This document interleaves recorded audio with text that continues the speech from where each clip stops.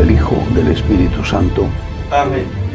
Es una tradición, vieja y sabia tradición, dedicar algo del tiempo del Viernes Santo a meditar sobre las últimas palabras que pronunció nuestro Señor antes de morir, las llamadas 7 palabras que dijo en la cruz. Son las últimas palabras aquí en la tierra cuando aún estaba vivo. Después pronunció otras, pero ya había resucitado. Son las últimas palabras que dijo y que encierran una especie de testamento. Es un moribundo. Está a punto de culminar su misión, su tarea, lo sabe que ha llegado su hora y quiere decirnos algo para que nunca lo olvidemos. Las 7 palabras son recogidas en los 4 evangelios. 3 en el Evangelio de San Lucas, 3 en el Evangelio de San Juan y la central, la que ocupa el lugar cuarto, en los Evangelios de San Mateo y de San Marcos.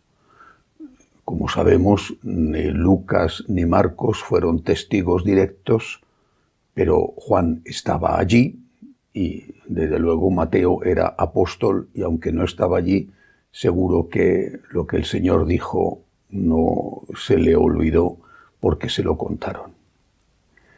La primera palabra de Jesús, una palabra maravillosa y consoladora, es una palabra de intercesión.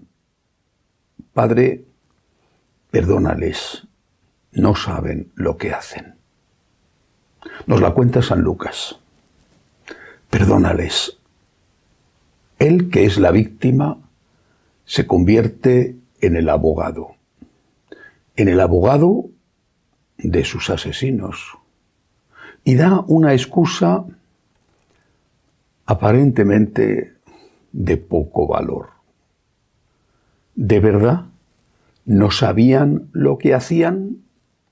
Sabían que estaban matando a un inocente. Sabían que estaban matando a un hombre bueno. La envidia, sobre todo la envidia, era lo que había conducido a Jesús allí, al Calvario. Sabían sus asesinos, tanto los que pidieron su muerte, como los que aclamaron esa muerte, como el que permitió esa muerte que fue Pilato. Sabían que era un hombre bueno, que era un hombre inocente. Pero en realidad Jesús tenía razón. No sabían en el fondo lo que estaba pasando. No lo sabían. Padre, perdónales, no saben lo que hacen. El Señor pone todo el peso de su amor, todo el peso de su generoso ofrecimiento al servicio nada menos que de sus asesinos. ¿Sabemos nosotros lo que hacemos cuando cometemos un pecado mortal? Sí, como aquellos que sabían lo que hacían. Pero somos conscientes del daño inmenso que le hacemos a nuestro Señor cuando cometemos un pecado. Somos conscientes del amor que Dios nos tiene y de la ofensa que representa cometer ese pecado, de la bondad de Dios y de la maldad nuestra cuando le ofendemos. ¿Somos conscientes? Creo que posiblemente no. Aún sabiendo y sí siendo conscientes de que lo que hacemos es un pecado. Por eso, ante todos los dolores provocados por los hombres, las guerras, el hambre, la injusticia, ante todos los sufrimientos que el hombre causa a otro hombre o a sí mismo, el Señor se pone delante del Dios Padre Todopoderoso y Juez y le dice, con todo el peso de su amor, de su sacrificio, le dice, perdónales, en realidad no saben lo que están haciendo. No hay pecado que Dios no pueda perdonar. No hay pecado que Dios no esté dispuesto a perdonar y no quiera perdonar. El problema no es que Dios se canse de perdonar. El problema es que nosotros nos cansamos de pedir perdón. Tenemos al mejor abogado, que en esta primera palabra suya, en la cruz, pone delante de Dios sus méritos para conseguir nuestra salvación. Dejémonos salvar. Pidamos perdón, por grave que sea nuestro pecado, pero a la vez, y eso también es muy importante, intentemos no volver a pecar más para no hacer sufrir a este Dios tan bueno, a este hombre tan bueno, a este Dios hombre que ha dado la vida por nosotros. Que así sea.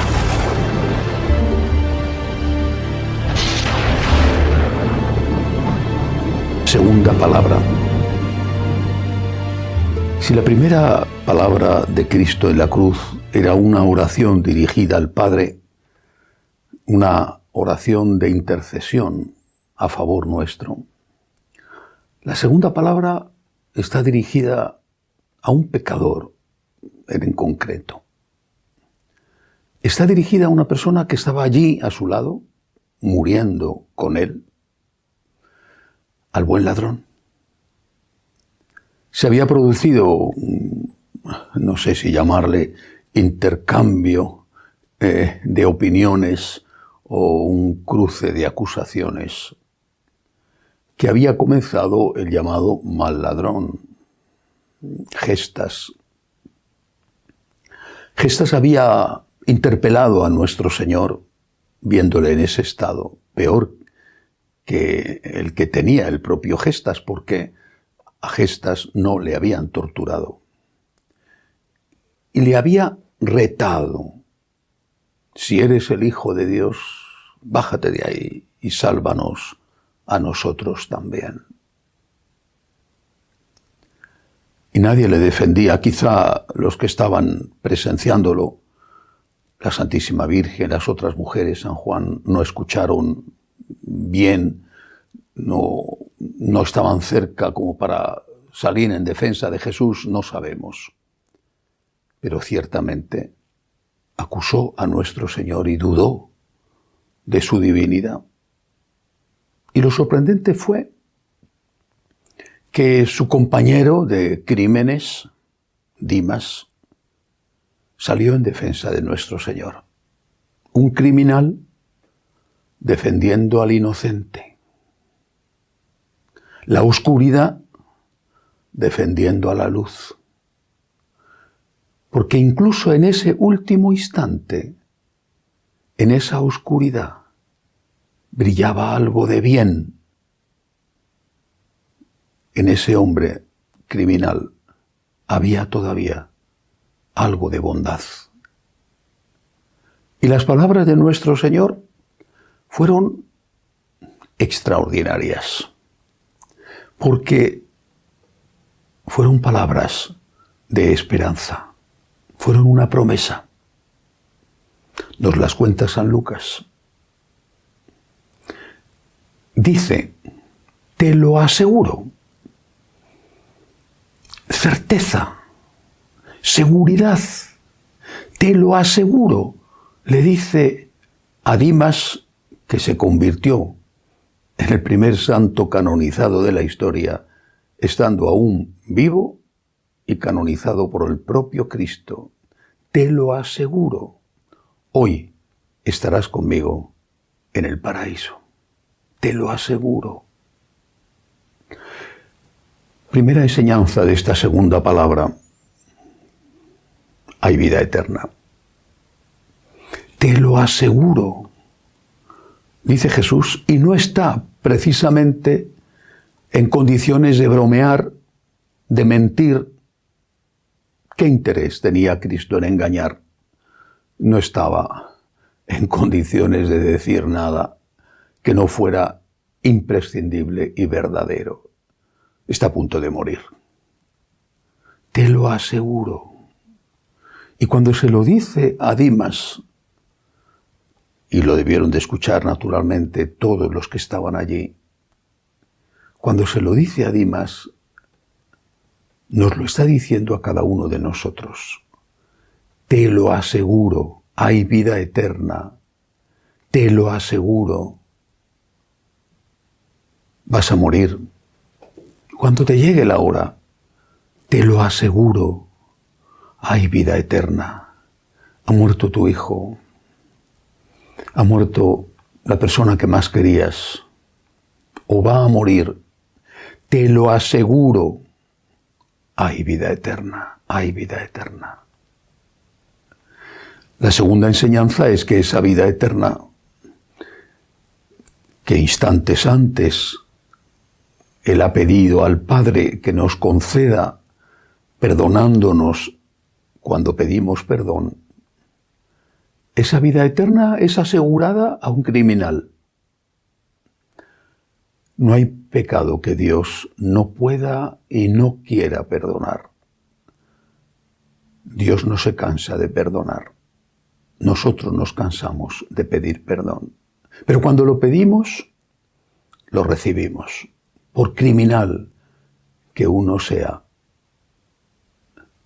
Y en este caso concreto, este hombre recibe el perdón porque defiende a Cristo.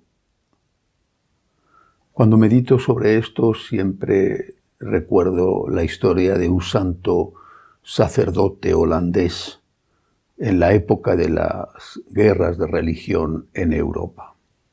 Era un mal sacerdote. Mujeriego, bebedor. Los calvinistas estaban implantándose en Holanda y pensaron que este mal sacerdote fácilmente se pasaría a sus filas porque le estaban ofreciendo hacer legal todo lo que él hacía como católico de forma ilegal e inmoral. Él les contestó: soy un pecador, pero no seré un hereje. Y fue martirizado. Es santo. San Dimas es un pecador, pero defiende a Cristo. Le defiende. Y es en este momento en el que nuestro Señor necesita esa defensa por parte de los santos y por parte de los pecadores. Allí estaban para defenderle su Santísima Madre, santa entre los santos, y un criminal crucificado a su lado. Y a ese criminal el Señor le dice: tú, porque me has defendido, tus muchos pecados te son perdonados. Con otras palabras se lo había dicho a la adúltera que besaba sus pies y los bañaba con sus lágrimas. A quien mucho ama, mucho se le perdona. Si defiendes a Cristo, tus muchos pecados te son perdonados. Es una promesa, es una certeza, te lo aseguro. Hay vida eterna. Y defender a Cristo hoy es empezar ya, aquí en la tierra, a recibir el premio de esa vida eterna. Que así sea.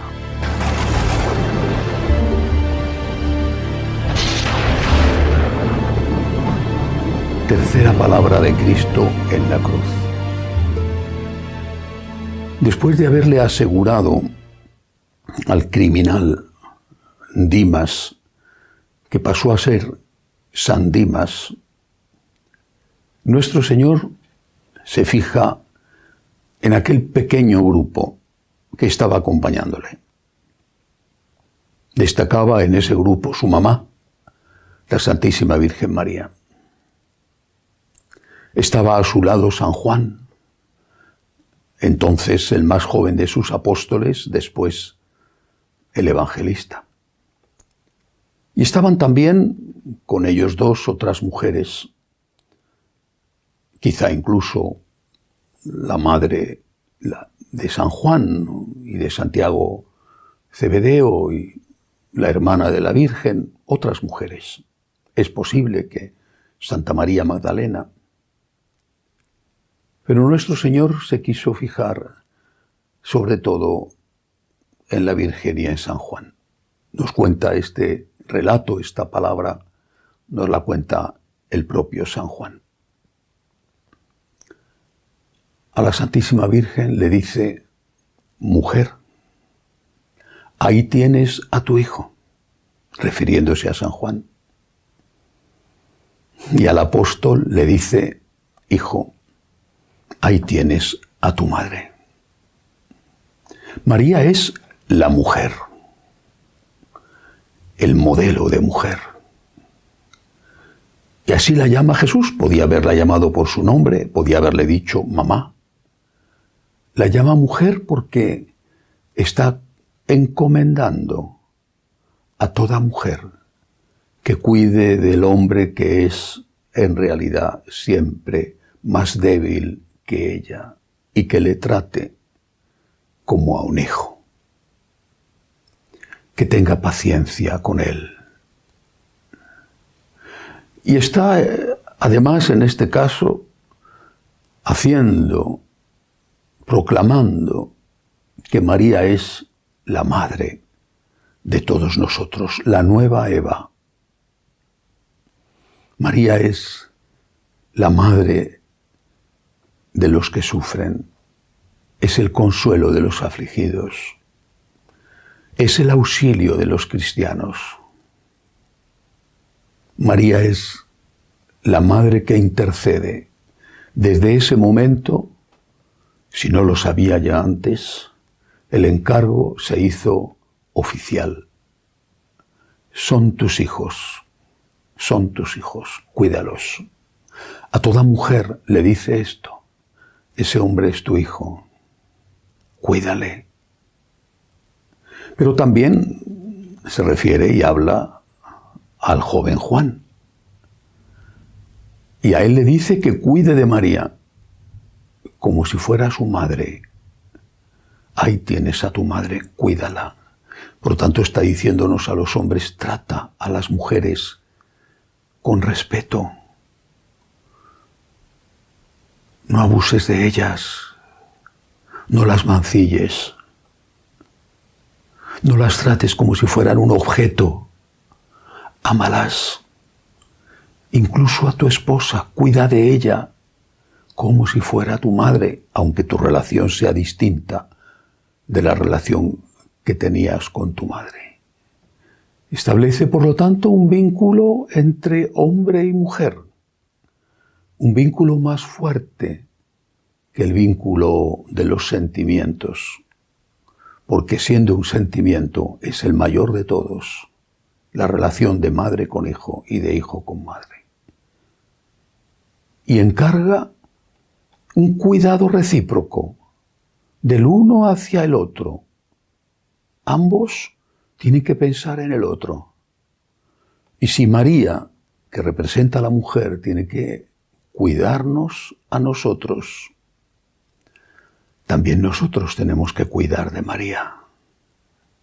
Y cuidamos de María, debemos cuidarla defendiendo su nombre, no permitiendo que la insulten, no permitiendo que la agravien. No digo que tengamos que actuar con violencia, eso no le gustó ni a Cristo, que mandó a San Pedro que envainara la espada cuando quiso defenderle en el huerto de los Olivos, y desde luego nada más lejos que la forma de actuar de la Santísima Virgen. Pero hay demasiada pasividad en los católicos cuando se insulta a la Virgen. Incluso, por desgracia, cuando son otros católicos los que insultan a la Virgen. María nos ha sido confiada como nuestra mamá para cuidarla. Ella hace bien, no ha dejado de hacer bien su tarea. Tenemos que hacer nosotros bien la nuestra. Cuidar a María, que no es únicamente defender su honor, defender sus dogmas, sino también no darla disgustos.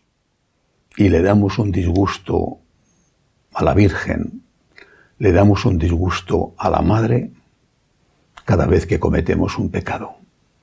Pensemos en esto.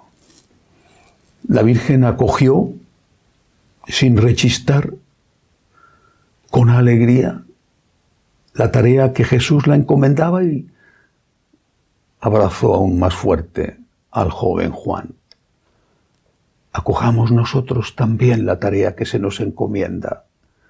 Abracemos más fuerte a la Virgen María.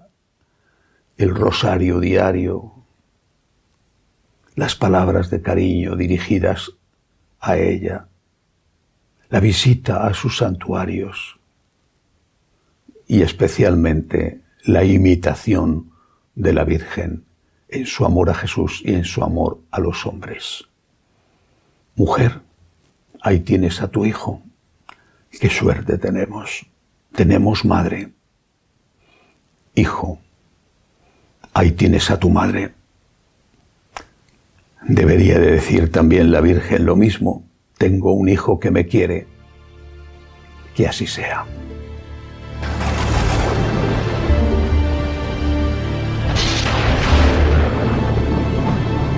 Cuarta palabra.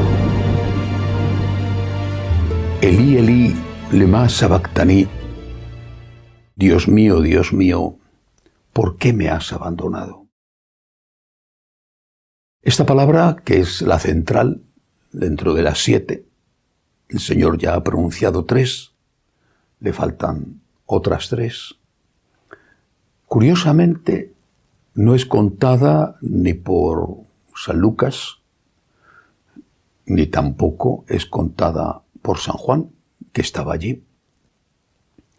Es contada por los 2 evangelistas, San Mateo y San Marcos, que dirigen su evangelio, sobre todo San Mateo, dirigen su evangelio a los judíos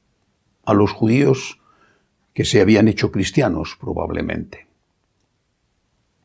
Y por eso ambos no solo ponen la traducción al griego, sino que recuerdan e incluyen en su evangelio las palabras originales, con una pequeña diferencia entre uno y otro.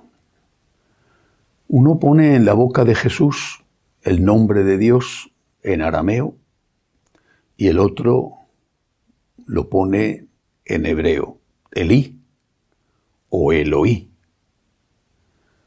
Están usando el lenguaje antiguo que fue el que usó Jesús. Y ellos no quieren olvidar ni siquiera la literalidad de esas palabras, porque Elí o Eloí, en arameo o en hebreo, era mucho más para un judío al cual iba dirigido el evangelio que la palabra Dios. Era todo el peso del Antiguo Testamento. Era toda la carga emotiva y de respeto, de adoración, de temor incluso, no de terror, pero sí de temor, que el pueblo judío llevaba atesorando, defendiendo durante los más de 3000 años que habían pasado desde que Abraham salió de las llanuras de Ur en Caldea. Elí, Señor, Dios, el Dios de mis padres, el Dios de la justicia, también el Señor de los ejércitos, el Dios todopoderoso, el Dios creador, también el Señor juez. Elí, Elí, ¿por qué me has hecho esto? Lema sabactani, ¿por qué? ¿Por qué me has abandonado? Elí, Señor, he confiado en ti. ¿Por qué estoy muriendo de este modo? ¿Y por qué nos lo cuentan San Mateo y San Marcos? ¿Por qué se lo cuentan a los judíos? Porque los judíos estaban, por ser judíos, escandalizados de que el Hijo de Dios pudiera morir así. Para el judío, incluso para el que creía en la vida eterna, Dios premiaba a los buenos y castigaba a los malos. Basta con leer el libro de Job, por ejemplo, o el libro de la sabiduría. Dios premia a los buenos y castiga a los malos aquí en la tierra. Es muy tardíamente que se abre paso la fe en la vida eterna y por lo tanto el castigo o el premio. Más allá de la muerte hay que esperar hasta la revuelta de los macabeos 150 años antes de Cristo. ¿Y cómo podía ser alguien enviado por Dios, el propio Dios, si era castigado? ¿No era ese castigo la señal de que era un farsante, un embaucador, de que era falsa su pretensión de divinidad por la cual estaba siendo castigado? ¿Cómo podía Dios permitir que su hijo muriera? Podía incluso haber permitido que sufriera tortura, pero que muriera. Jesús está haciendo suyas estas palabras porque son las dudas de su pueblo judío al cual él pertenece. Y todavía nosotros, o muchos de nosotros hoy, experimentamos esas dudas. Experimentamos las dudas cuando pensamos que Dios nos castiga cuando algo nos va mal. ¿Qué he hecho yo para merecer esto? O lo decimos de otros, Dios le ha castigado. En el fondo, seguimos diciendo que el sufrimiento es un castigo. Y por lo tanto, seguimos creyendo, aunque no lo digamos así, que Jesús en la cruz fue castigado por Dios, que se merecía ese castigo porque él, Jesús, no era Dios. Claro que si hubiera terminado ahí todo, no solamente las 7 palabras, que habrían sido 4, sino si hubiera terminado la historia de Jesús colgado del madero y sepultado sin la resurrección, pues efectivamente los judíos habrían dicho era un farsante. Pero Jesús en ese momento se quiere hacer cargo de las dudas de su pueblo y se quiere hacer cargo también de nuestras propias dudas. No experimentamos nosotros la duda de fe, a veces tan fuerte cuando estamos sufriendo. ¿Por qué Dios permite esto? Señor, te suplico, ayúdame. No tengo trabajo, estoy enfermo, hay guerra, tengo hambre, ayúdame. Y a veces que esa ayuda viene, milagrosamente incluso, pero otras veces no viene. A veces aparece una persona que ha sido inspirada por Dios y que te ayuda. Otras veces no. Y tu enfermedad avanza y llega la muerte, pasa el tiempo y no tienes empleo, tu familia se desmorona, la persona que amas fallece. Y también nosotros, por fuerte que sea nuestra fe, decimos, Dios mío, ¿por qué permites esto? ¿Por qué me has abandonado? Señor, ¿por qué? Esta palabra es una exclamación de dolor que Jesús quiso poner en su boca para hacer suyo los sentimientos del pueblo judío, que estaba escandalizado al verle crucificado, pero también para hacer suyos nuestros sentimientos. Como nunca, en este momento, Él fue uno de los nuestros. Como nunca en este momento, Él es uno de nosotros. Y si se hace uno con nosotros, si se mete en nuestra piel hasta este punto, hasta este límite, es precisamente para que nosotros sepamos que nos entiende y podamos hacer lo que Él va a hacer a continuación, porque esta no fue la última palabra. Aquí Jesús pone en su boca y en su corazón nuestras palabras, nuestras dudas, nuestras crisis de fe. Pero lo hace para que sepamos hasta qué punto nos ha amado y para indicarnos cuál debe de ser el camino que debemos recorrer a continuación para no quedarnos en la duda y en la crisis. Porque si por dudar de Dios abandonamos a Dios, ¿qué nos queda? ¿Va a resucitar tu hijo? ¿Vas a conseguir trabajo? ¿Te vas a curar de la enfermedad? No. Lo que te queda es enfermedad, muerte, dolor, sin esperanza. Y ese es el mayor tesoro que nos ha querido dar nuestro Señor. No te cura el cáncer, a veces. No te da trabajo, a veces. No evita que muera la persona que amas, a veces. Pero siempre, siempre te sostiene. Siempre está a tu lado en la lucha. Siempre, si tú quieres, si tú no te alejas de Él, te hace capaz de no hundirte por difíciles y duras que sean las pruebas, si tú quieres. Que así sea.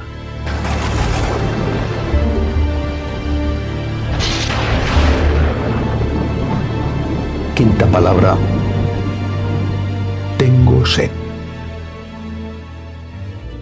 La quinta palabra de Cristo nos la cuenta San Juan. Es una de las tres que cuenta San Juan. Ya nos hemos referido a una de ellas, aquella en la cual Jesús pidió a la Virgen que cuidara de nosotros y a nosotros que cuidáramos de la Virgen. Esta palabra expresa una necesidad. Jesús, que ha sido intercesor, que ha pensado en nosotros, la primera palabra, perdónales que no saben lo que hacen. Jesús, que nos ha dado esperanza, te lo aseguro, hoy estarás conmigo en el paraíso, la segunda palabra. Nuestro Señor, que nos ha regalado a su madre, la tercera palabra. Nuestro Señor, que nos demuestra hasta qué punto se identifica con nosotros en nuestras dudas, la cuarta palabra.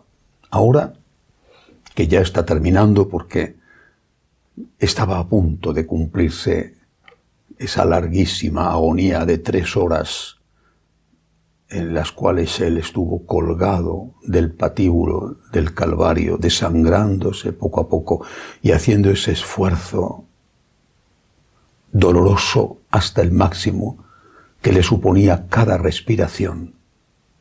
Ahora que ya está a punto de acabar todo, pide ayuda. Con esta palabra pide ayuda. Tengo sed. Era una ayuda física. Estaba desangrado y cuando uno pierde sangre necesita líquido. Tengo sed. Pero también era otro tipo de ayuda la que estaba pidiendo. Tengo sed de ti, tengo sed de ti. Te necesito. Te quiero y te necesito porque te quiero. Te necesito. Tengo sed, tengo sed. Nunca olvidaré la primera vez que vi escritas estas palabras al lado de un sagrario. Supongo que seguirán allí y que estarán en las otras capillas semejantes. Era el sagrario de la capilla de las monjas de Santa Teresa de Calcuta, en la casa o en una de las casas que tienen en Madrid, donde acogen a enfermos de SIDA. Durante 2 años fui a estar por las noches cuidando a esos enfermos como voluntario. Bueno, no iba ni mucho menos todas las noches, como es natural. Y a lo largo de la noche teníamos que estar en vela, pues a veces estabas ayudándoles a ellos, pero otras veces tenías un rato de tiempo libre y me iba a la capilla a rezar. Y allí la vi escrita: tengo sed, tengo sed. Jesús tiene sed, me necesita. ¿Dónde? Allí estaba muy claro, en los enfermos de SIDA que morían, y era horrible verlos morir, como morían. Eran los primeros años, la medicina no había avanzado como ahora, y aquellas santas monjas acogían en su asilo a los que se habían contagiado del SIDA, la mayor parte de ellos en la cárcel, por usar la misma jeringuilla de droga, por ejemplo. Y ya no los querían tener allí, ni tampoco los querían tener en los hospitales, porque entonces se pensaba que no había curación y que era extraordinariamente peligroso estar a su lado. Y estas mujeres los acogían. Jesús estaba en ellos.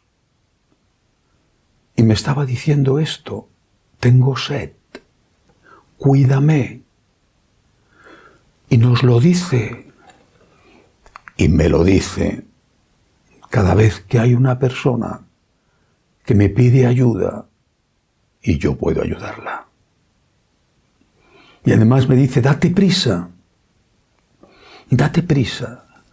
¿No irías corriendo a recibir un regalo, a cobrar una herencia o a recibir la paga de tu salario?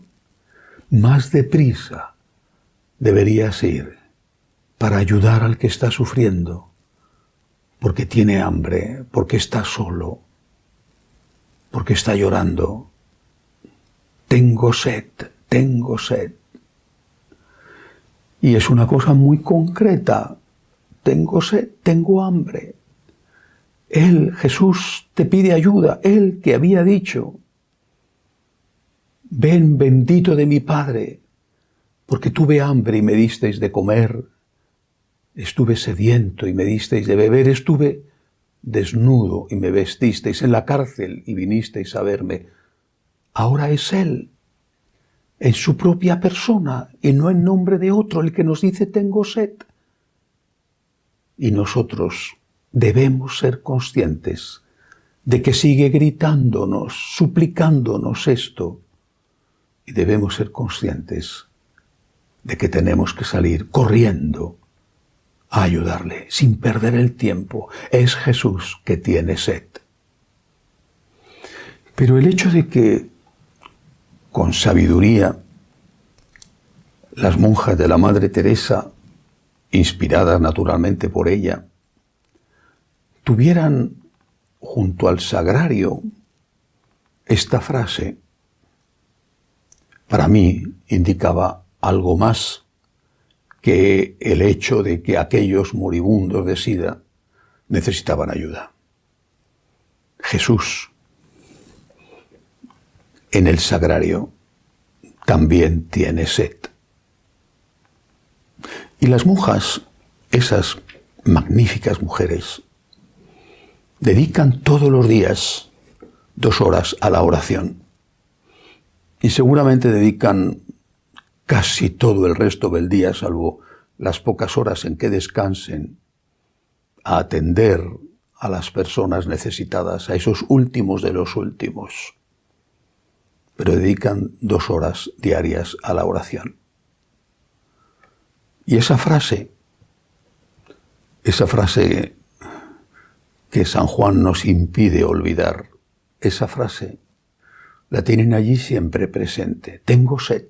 Sí, en los enfermos de SIDA, sí, en los niños abandonados que iban a ser abortados, sí, en los ancianos, en los que mueren de hambre, sí, pero también tengo sed en el sagrario. En ellos necesito tu caridad, pero también necesito tu caridad aquí. Tengo sed, te necesito a mi lado.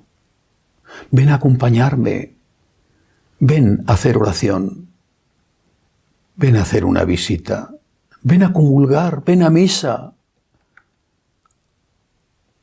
Y si no puedes venir, reza en lo escondido de tu habitación o dando un paseo, pero no me olvides, no me abandones. Tengo sed de ti. Mi corazón está necesitado de ti porque te amo. Si no te amara, no te necesitaría. Aquel que más alegría te puede dar y que más daño te puede hacer es precisamente aquel al cual tú más amas. Y así es de nosotros hacia Jesús. Él nos ama y somos nosotros los que podemos darle alegrías y los que podemos hacerle el mayor daño. Nos dice, tengo sed. En la Eucaristía, sacia mi sed con tu oración. Vente aquí, aunque estés distraído, estate a mi lado. Brinca mi corazón, mi sagrado corazón de gozo, cuando te veo entrar en la iglesia. Tengo sed de comulgar contigo, de entrar en tu cuerpo, de divinizarte, de hacerte aquello que debes de ser, de hacerte un auténtico hijo de Dios que vive en gracia. Tengo sed de ti y tengo sed de ti también en los que tienen hambre. No me abandones ni en el sagrario, ni en la Eucaristía, ni me abandones en los que sufren. No me abandones. Tengo sed de ti. Te necesito. Escuchemos esta voz siempre, cada día, siempre. Que así sea.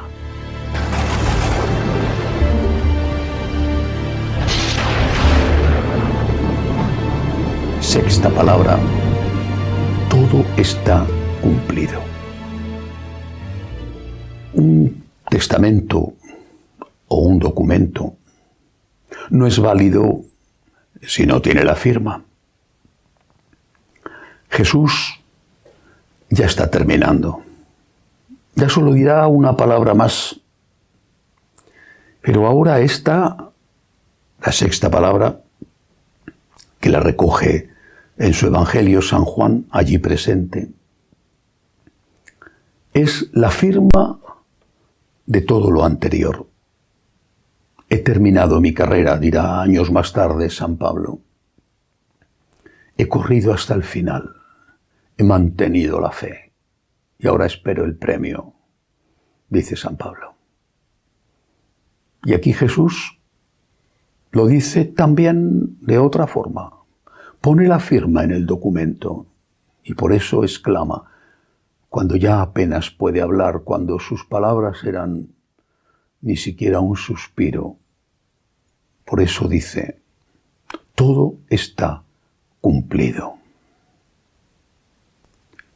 ¿Qué es lo que está cumplido? La salvación. Todo está cumplido. He hecho lo que tenía que hacer. Para esto he venido. Para esto he venido. Lo había dicho. Cuando algunos de sus apóstoles querían hacerle desistir de ir a Jerusalén a ser crucificado, él decía, para esto he venido. Y cuánto deseo que suceda. Su amor por nosotros le llevó a la cruz.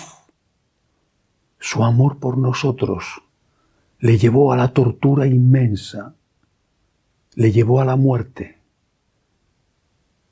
Pero ya, ahora, en ese momento, ya estaba terminando su pesadilla, su sufrimiento. Ya estaba acabándose.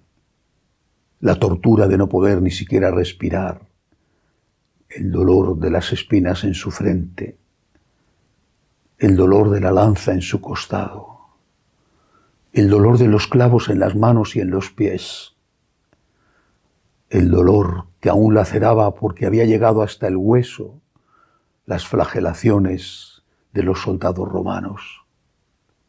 Ahora estaba ya para acabar su carrera. Había cumplido, por amor a nosotros. Había cumplido y había derramado su sangre e iba a poner el punto final. Con su muerte le faltaba muy poco. Había cumplido su labor de Salvador, de Redentor de toda la humanidad, pero de Redentor de cada uno de nosotros. Tus pecados están perdonados, le había dicho a la adúltera, añadiendo: no peques más. Nuestros pecados están perdonados por un Dios que no se cansa de perdonar, por un Dios que está dispuesto a perdonar todo, siempre, con tal de que simplemente le pidamos perdón. Todo está cumplido. Él ha pagado el precio de la justicia. Él ha pagado el precio de la misericordia. Él, Dios nuestro Señor, que se hizo hombre en el seno de la Inmaculada. Él, que ha asumido hasta el final la condición humana. Él ha cumplido su tarea. Todo está cumplido. Ha puesto la firma. Pero los contratos a veces llevan más de una firma. A veces tienen que llevar las firmas de los testigos. Esos testigos somos nosotros, que tenemos que poner la firma en el documento. Él me ha salvado, yo firmo aquí. Él me ha salvado, Él es mi Salvador, yo firmo. Millones y millones y millones firmamos ese documento. Él me ha salvado, Él me ha salvado. Y yo también quiero cumplir, primero dando testimonio de que Él es mi Salvador y solo Él es mi Salvador. Y luego diciéndole que también quiero cumplir, amándole a Él, no como Él me amó a mí, no puedo, pero sí intentando amarle lo más posible como Él me amó a mí. Hasta la cruz, hasta el martirio, por amor a Él, por agradecimiento a Él. Yo también quiero poner mi firma en el documento. Él es mi Salvador, soy testigo de esto. ¿Qué habría sido de mí sin Él? ¿Qué sería de mí en el futuro sin Él? Pero también pongo mi firma para decir que yo también quiero cumplir. Que quiero cumplir amándole todo lo que puedo. Amándole hasta derramar la sangre, con su ayuda, por supuesto, amándole como le amó su madre, como le han amado los santos, amándole porque Él se merece y porque Él tiene derecho a que yo haga eso por Él. Todo está cumplido, que pueda decirlo yo también y poner mi firma en el último instante de mi vida, como Él la puso en ese último instante de su vida en la tierra. Todo está cumplido. Que pueda decir, como dijo Santa Teresa, que pueda decir, por fin, estoy contigo cuando me llegue la hora. Que así sea.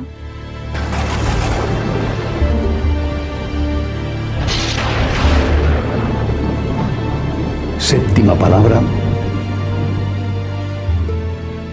Padre, en tus manos encomiendo mi espíritu. Esta séptima palabra nos la cuenta San Lucas y tiene el aire, el sabor de aquella primera palabra que permitió el nacimiento, la encarnación de Jesús. Aquella primera palabra fue pronunciada por la Inmaculada, la nueva Eva. Aquí está la esclava del Señor, hágase en mí según tu palabra. Yo me fío, yo confío. Confiar implica un riesgo. Por eso hay que asegurarse muy bien en quién se confía. Pero en la vida siempre hay que arriesgar. No a tontas, no a locas, no sin cabeza. Pero siempre hay que arriesgar. San Pablo dirá, refiriéndose a Jesús, sé de quién me he fiado. Y Jesús lo dice del Padre, sé de quién me he fiado. La Virgen lo dijo también de Dios Padre, me fío. Y Jesús, con esta última palabra suya, su última palabra antes de morir, después exhaló el Espíritu. Después de eso, quedaba la resurrección, el cumplimiento de las promesas, la vida eterna. Pero en este momento, en esta última exhalación, con las poquísimas fuerzas que le quedaban, lo que Jesús dice es, me fío. En tus manos encomiendo mi espíritu. Señor, en ti confío. Si antes, en la cuarta palabra, había hecho suyas las dudas de su pueblo judío y de todos nosotros, cuando no vemos atendidas de forma inmediata las súplicas que dirigimos a Dios, si se había mostrado hasta el final y hasta lo último como uno de nosotros, Dios mío, ¿por qué me has abandonado? Lo había hecho para indicarnos que nos entendía, pero también para indicarnos el camino de lo que debíamos decir a continuación. Y esto es lo que debemos decir a continuación. Me fío. No le molesta a Dios que expresemos nuestras dudas. No le molesta. Jesús lo hizo. No le molesta a Dios que le pidamos que pase de nosotros ese cáliz, incluso con un milagro.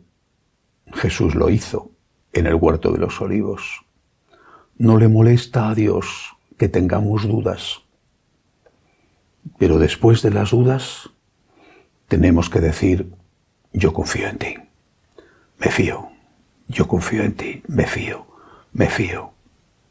En las dudas grandes y en las dudas pequeñitas, en las dudas cotidianas, en las dudas provocadas por nuestros propios pecados, o en las dudas que surgen cuando algo grave te zarandea y te saca de tus seguridades, de tu círculo de confort.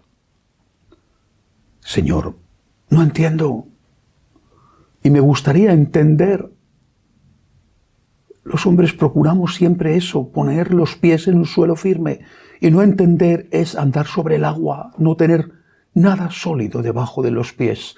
Además del sufrimiento, está la duda, que es casi peor que el sufrimiento. Con ese doble sufrimiento nos hundimos. El Señor nos indica el camino. Confía. Confiar nos permite andar sobre el agua. Confiar nos permite andar sobre las nubes. Confiar nos da la fuerza para seguir luchando.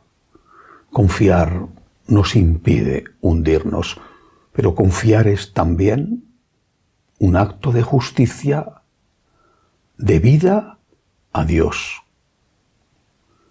¿No ha hecho lo suficiente para ganar nuestra confianza, para merecer nuestra confianza? ¿No está muriendo en la cruz, mostrando hasta el máximo su amor por nosotros? Señor, yo confío, yo me fío de ti. Tienes derecho a mi fe, tienes derecho a mi confianza. No voy a dudar de ti.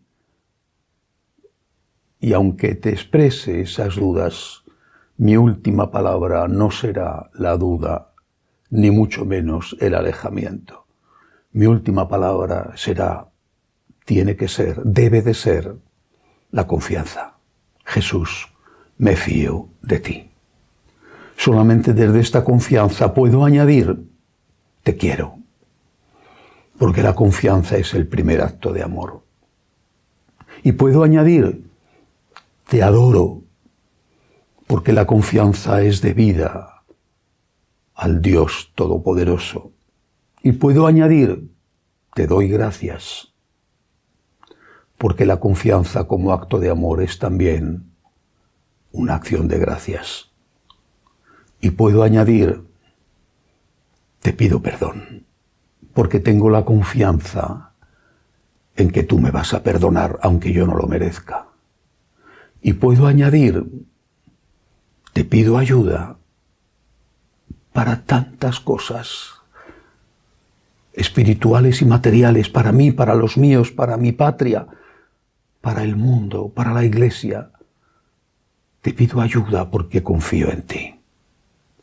Y puedo añadir, especialmente con María y como María, cuenta conmigo, me ofrezco a ti, porque tengo confianza en que tu fuerza, tu gracia, me hará capaz de vencer mis debilidades, me hará capaz de hacer el bien, me hará capaz de amarte como tú te mereces.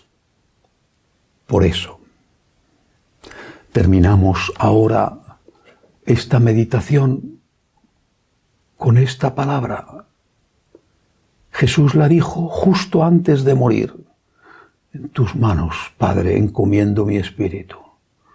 Nosotros hacemos nuestra esta oración diciéndole, Señor, yo confío en ti. Yo me fío de ti. Que así sea.